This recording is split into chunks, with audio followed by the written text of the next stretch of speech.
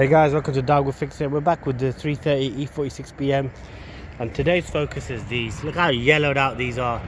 So what I've got is I've got a set of LED ones, and then basically these are like, when I took the other one off, it literally crumbled. The plastic just crumbled, so it's not like I can just clean them. They're literally crumbling away. They've been on this car for like 20 years. So we're going to change them. I'm going to show you how to change them. I've got some LED replacements. And we're going to try and pop them out. So the first thing we need to do is actually get this one off, and the way you can do that is you just push it back that way. You push it back, you see it sliding, you slide it back enough, there's a spring on this end or like a little metal bit, slide it back enough and then it will pop out. So let's do that. So I've pushed it back and it comes out, and you can see it's the original one from the dealership, from manufacturing. Pretty old, pretty battered cable. So we're just going to get this cable off.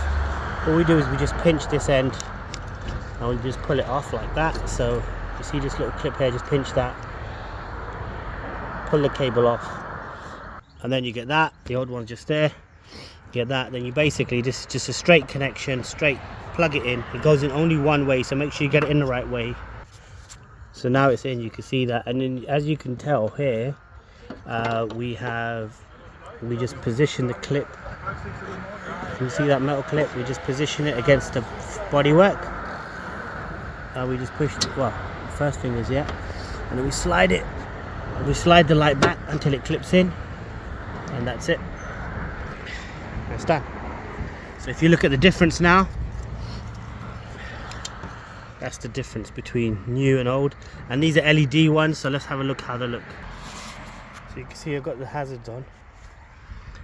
That's them now, looking nice and clean, quite solid. I think they stick out a little bit more than the original. So if you look, the thickness, they protrude a little bit more, but they look pretty cool. And if we check the other side as well, easy peasy. They cost me about 12 quid off at eBay. The only thing you need to be careful of is there's different variants for the E46. So E46 saloon, the coupe, the convertible, they're all different. They're different shapes. Some of them are actually just narrow, so you need to get the exact one. Honestly, this is the third set. The descriptions weren't great, but I managed to get this one as the right one eventually for this car. But hope you like that.